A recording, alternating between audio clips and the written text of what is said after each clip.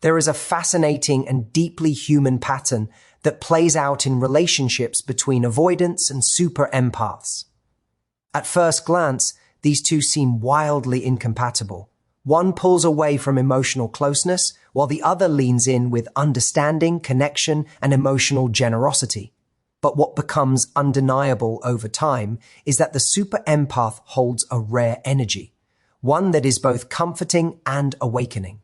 And in a world where most people are too distracted, too guarded, or too self-absorbed to truly see others, the super empath becomes an irresistible force. You see, an avoidant isn't running from the empath, they're running from themselves, from the vulnerability that connection demands, from the fear that emotional intimacy might expose their wounds, from the belief that they must protect themselves at all costs. But the super empath doesn't try to invade those walls. They don't force anything. They simply exist with a level of warmth, presence, and emotional intelligence that disarms even the most defensive hearts. This is where the cycle begins. When an avoidant withdraws, it's rarely because the empath did something wrong. It's because the avoidant feels a connection that challenges their emotional autopilot. The empath awakens something in them, a desire to be seen, a craving to be understood, a longing to be accepted without conditions. And that level of acceptance is terrifying for someone who hasn't yet accepted themselves. But here is the truth. An avoidant often returns because the super empath offers what they can't find anywhere else: emotional safety without control, kindness without expectation, and understanding without judgment. The world outside doesn't nourish them in the same way. They leave searching for freedom, but eventually discover that the real freedom they crave only exists in the presence of someone who doesn't demand they be perfect. The super empath becomes a mirror that reflects not only the avoidance wounds, but their potential. It's not neediness, not dependency, not desperation. It's the rare ability to see beyond someone's defenses and connect with who they truly are. And for an avoidant, that experience is unforgettable. But here is what every super empath must remember. Your power does not come from being someone an avoidant returns to. Your power comes from knowing that you were the safe space, the grounding presence, the emotional clarity they couldn't find anywhere else. And whether they come back or not, the force you carry is not defined by who recognizes it. It's defined by who you become because of it. The irresistible force isn't in holding someone, it's in being someone who cannot be replaced emotional. Safety is one of the most understated yet transformative elements in any relationship, and it becomes even more powerful in the dynamic between an avoidant and a super empath. When an avoidant individual encounters someone who provides genuine emotional safety, it disrupts their internal wiring in a profound way. Most avoidants have learned, often from early life, that closeness is dangerous, that vulnerability leads to disappointment, or that emotional needs go unmet.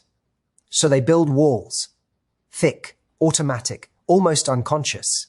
These walls don't exist because they don't want love. They exist because they've been conditioned to believe love isn't safe. Then suddenly they meet a super empath, someone who offers a level of presence, patience, and emotional clarity that feels radically different, not overwhelming, not demanding, not suffocating, just safe. The super empath creates this safety without trying to fix, chase, or rescue the avoidant. They offer a calming energy that doesn't require constant explanation. They listen not just to respond, but to understand. They notice the small hesitations, the subtle emotional changes, the unspoken fears. They hold space in a way that allows the avoidant to breathe rather than brace. And for someone who is used to guarding their heart, this experience is both unfamiliar and deeply comforting. It's like being seen without being exposed, understood without being interrogated, valued without being pressured. This is what makes emotional safety a rare currency. It is not easily found, not easily offered, and not easily forgotten. When the avoidant pulls away, it's not because the safety wasn't appreciated, it's because it was felt too deeply. Emotional safety awakens parts of the avoidant they've spent years trying to silence: the longing for connection, the desire to be known, the hope for unconditional acceptance. These feelings can be overwhelming, almost threatening, because they challenge the avoidant's long-held belief that closeness equals danger. So the instinct is to retreat, to create distance, to return to familiar patterns. Yet even in their absence, the memory of that emotional safety lingers. It follows them into new connections. It highlights the lack of depth they find elsewhere. It reminds them of what it feels like to be truly at ease with another human being. Most people interact superficially. Most relationships operate on convenience, projection, or self-interest. But the super empath offers something different: genuine emotional nourishment. No manipulation, no emotional chaos, no hidden agenda, just a grounded, steady presence that makes the avoidant feel less alone inside their own mind. That kind of safety becomes a point of comparison, consciously or unconsciously. Other people may be attractive, exciting, or comforting in short bursts, but they don't provide the same emotional environment. They don't offer the same internal peace. And so even if the avoidant distances themselves, their emotional compass inevitably points back to where they felt the most understood. Emotional safety is not loud. It doesn't demand attention or recognition. It works quietly, invisibly, reshaping how someone experiences connection. For an avoidant, it becomes the one thing they didn't realize they were searching for, a connection that doesn't hurt, overwhelm, or confine them. And once they felt it, they find themselves drawn back to it, again and again, because it represents the one thing their defenses can't replicate, a sense of home. A super empath has a way of awakening vulnerability in an avoidant without forcing it, demanding it, or even consciously trying to create it. It happens naturally because of the empath's emotional depth, presence, and intuitive understanding of people. Avoidants often move through life believing that vulnerability is a liability, something that exposes them to rejection, judgment, or disappointment. Their guardedness isn't a lack of feeling, it's a coping mechanism designed to protect deep emotional wounds. They've trained themselves to detach before they get attached, to withdraw before they feel too much. But the super empath's presence interrupts that pattern in a subtle yet powerful way. They feel safe, seen, and understood, sometimes for the first time in their lives. And that level of emotional resonance stirs something within the avoidant that they weren't prepared for. The empath doesn't pressure the avoidant to open up, which is exactly why they do. Instead of demanding emotional intimacy, the empath offers space, gentle, patient, accepting space that invites honesty without insisting on it. They read between the lines, they feel the shifts in energy, they offer reassurance without smothering. And it's this quiet emotional intelligence that begins to unlock the avoidant's tightly held emotions. The avoidant may not immediately recognize what's happening, but they feel a softening, a loosening of their emotional armor. They may find themselves sharing personal details they rarely disclose, reflecting on their past more deeply, or lingering in conversations that touch on feelings they usually avoid. It's not that the empath pulls these feelings out. It's that the avoidant finally feels safe enough to let them surface. This awakening can be both beautiful and frightening. For the avoidant, vulnerability has always been associated with danger. The very sensation of emotional closeness can trigger old fears and memories of being hurt or neglected. So when the super empath creates a bond that gently nudges these hidden parts of the avoidant to life, the avoidant often reacts with confusion. Part of them feels drawn closer, craving more of the emotional connection they're experiencing. Another part panics, insisting that this intimacy is unsafe and must be shut down. This internal conflict is why avoidants often pull away after moments of closeness, not because they didn't value it, but because they valued it too much. The depth of the connection terrifies them, yet even during retreat, the impact of the empath's influence doesn't fade. The avoidant may try to revert to old habits, bury their feelings, or convince themselves that they don't need anyone. But the vulnerability that was awakened doesn't simply disappear. It lingers, quietly reminding them of the part of themselves they often suppress, the part that wants connection, closeness, and emotional honesty. The empath's presence becomes a catalyst for self-awareness. Suddenly, the avoidant begins to notice the contrast between what they feel with the empath and what they feel with others. Conversations with other people may seem shallow, forced, or emotionally disconnected. Relationships with others may lack the depth and understanding they felt with the empath, and the avoidant begins to realize that the vulnerability they experienced wasn't a weakness. It was a missing part of their emotional life. The super empath doesn't just awaken vulnerability in the avoidant, they awaken the avoidant's capacity to love, to trust, and to hope again. And while that awakening may initially drive the avoidant to pull away, it is also the very reason they find themselves drawn back again and again to the person who made them feel something real. When an avoidant pulls away from a super empath, it often creates confusion, self-doubt, or even heartbreak for the empath. But what is crucial to understand is that the avoidance distance is not a judgment of the empath's worth.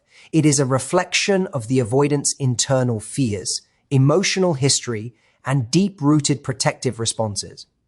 Many avoidants learned early in life that closeness comes with conditions or consequences. They may have experienced environments where expressing emotions led to disappointment, rejection, or instability. Over time, they internalize the belief that independence is safer than intimacy and that withdrawing is the best way to prevent emotional pain. This reflex becomes so automatic that they interpret even healthy connection as potential danger.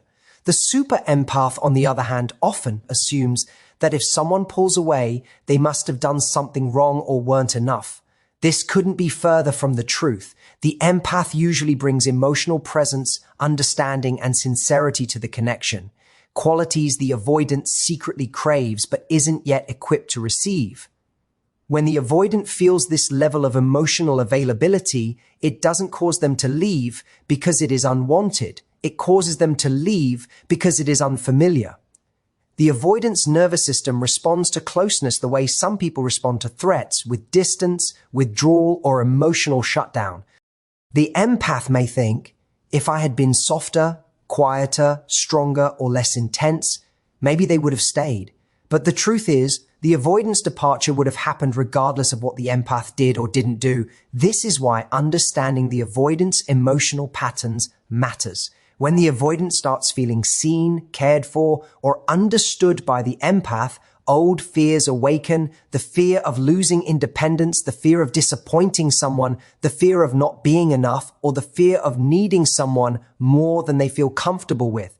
These fears create a push-pull dynamic within the avoidant. They want the connection because it fills emotional gaps they rarely acknowledge, but they fear the vulnerability it demands. So the easier, more familiar path is to retreat.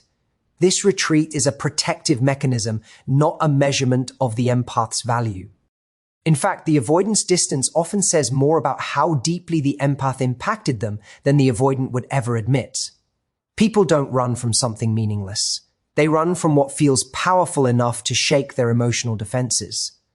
The super empath's compassion, emotional clarity, and understanding touch parts of the avoidant they don't usually allow others to access. And when that happens, the avoidant reflexively pulls back, not because the connection was wrong, but because it was real. Even after retreating, avoidants often feel the echo of the empath's presence. They compare new connections to the emotional depth they previously ran from. They realize that other relationships don't offer the same sense of being understood or accepted. Over time, they begin to see that their withdrawal didn't protect them from pain. It only separated them from someone who offered genuine connection. This realization can pull them back toward the empath, but even if it doesn't, it's essential for the empath to remember that their worth is not diminished by someone else's fear. The avoidance distance is a reflection of their wounds, their conditioning, and their internal battles, not the empath's inadequacy. The empath was not too much. The connection was not too intense. The emotions were not too overwhelming. It was simply the first time the avoidant encountered vulnerability that demanded healing, and their instinct was to run, not because the empath lacked value, but because the avoidant lacked readiness. The connection between an avoidant and a super empath has a depth that doesn't fade simply because time passes or distance grows. What makes this bond unforgettable is not intensity in the dramatic sense, but intensity in the emotional, psychological, and spiritual sense. The super empath offers a kind of presence that lingers, steady, intuitive, deeply attuned. They create a space where the avoidant feels understood without having to articulate every thought, validated without having to defend their feelings, and accepted without having to perform or prove anything. This experience becomes etched into the avoidant's memory because it is so rarely found in their interactions with others. Even when the avoidant retreats back into their familiar patterns, the contrast becomes impossible to ignore.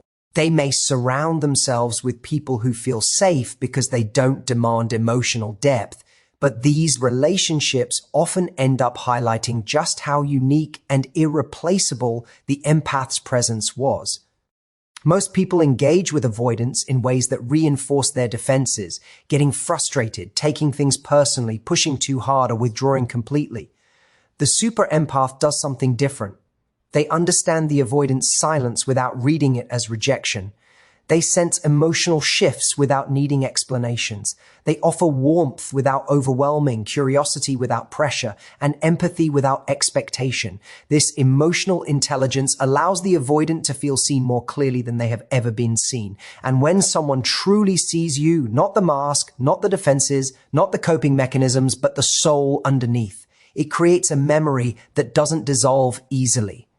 The empath's energy becomes a reference point, something the avoidant subconsciously measures other connections against. They may meet people who are fun, interesting, or attractive, but they don't feel the same emotional resonance.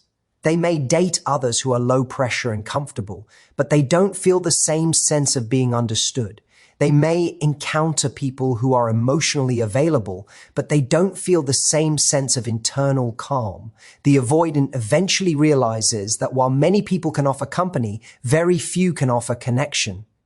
And the connection they felt with the super empath was one that reached into the parts of them they normally keep, hidden. Even during separation, the avoidant often replays moments in their mind, conversations where they felt heard, moments where they felt safe enough to open up, instances where they weren't judged for withdrawing.